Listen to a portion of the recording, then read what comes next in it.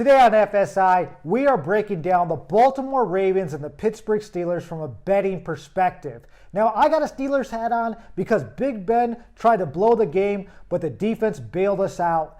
And we are 3-0 on Sunday and 14-2 on the season. Now, the Steelers hat doesn't mean I like or dislike them this week. You're going to have to watch until the end of the video to see our prediction on this game. But I've done all the film research. He's gone through all the analytics. I'm your host, Tom Cross, and to my right is our analytics expert, Stephen Fu.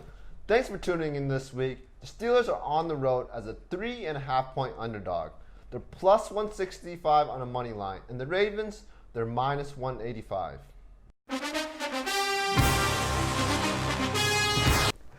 I'm a little shocked by the spread. The Steelers are 6-0, and the Baltimore Ravens just got backdoor covered by the Eagles. They played them pretty tough. So I do think the public is going to be on the Steelers in this matchup. Now, the Ravens, they're coming off a bye, and they're at home. So I would actually expect some sharp money to come in on the Ravens.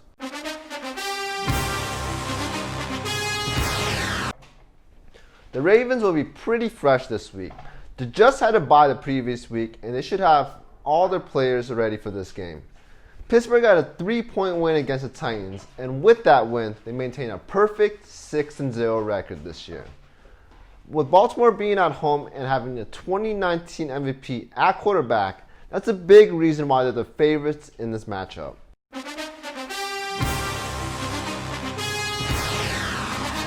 Quarterback Lamar Jackson isn't what he was last year, and the big reason for that is his offensive line. The key to any quarterback's success is the O-line, and Baltimore's offensive line has not been as good as last year. But he is playing well. He has had multiple runs for over 50 yards that he has scored touchdowns on.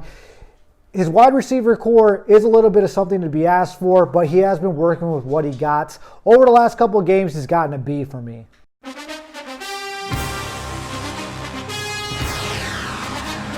Up until last game, Big Ben only had one interception throughout the entire season. But last week, he had 3 turnovers against the Titans. A few of them weren't that bad. One interception was tipped by a lineman, and another was ending the half. So I wouldn't say those two were a result of bad throwing decisions.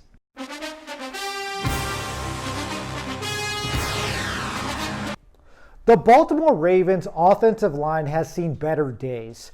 Against the Texans, they were pressured 39% of the time, which was an F, but they have improved against the Eagles. They got a strong defensive front, and they got all the way down to just 25%, which is good. Anything over 25 is horrible, so being right at 25% is okay, but they are going to be playing a dominant Pittsburgh defensive line that gets tons of pressure, so obviously you got to give an advantage to the Pittsburgh Steelers here.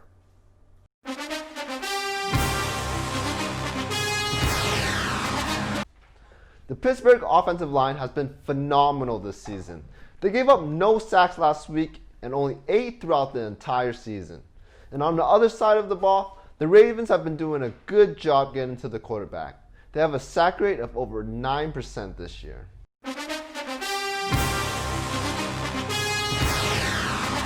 Baltimore's wide receiver core is weak. They just got Dez Bryant. They signed him to the practice squad, but he's not going to play in this game, and I don't think he makes much difference until he does. I was shocked that they didn't get an Antonio Brown because they really needed him.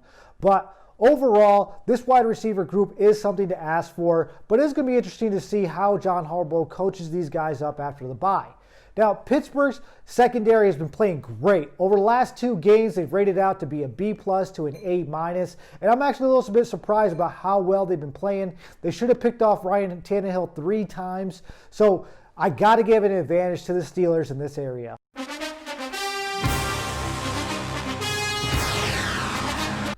Rookie receiver Chase Claypool is having a breakout season with the Steelers.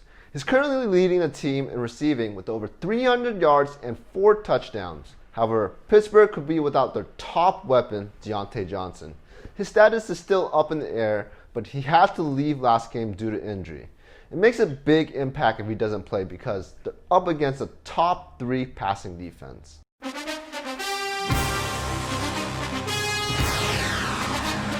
Now, from a traditional sense, the Baltimore Ravens run game has struggled. Ingram and Dobbs have been underperforming, and you can see this in your fantasy teams. Now, when you add in Lamar Jackson, it takes it up to about a B- there for the run game. But they are playing a Pittsburgh defense that is dominant against the run. But the one thing to look out for is that they are missing their starting linebacker, and their second string linebacker got hurt tackling Derrick Henry.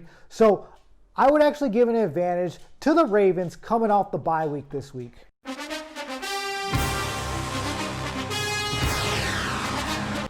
The run defense is going to be a weakness of the Ravens. They're giving up 4.6 yards per carry, which is going to be below average. So I have to give the advantage here to the Steelers, even though they're not good at rushing themselves.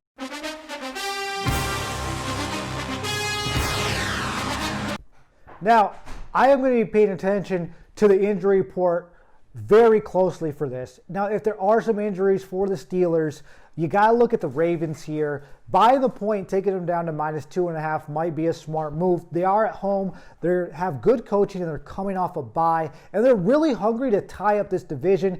This game is enormous as far as how the division is going to play out. So at the end of the day, make sure you pay attention to the injury report, but I would actually look for the Ravens in this game.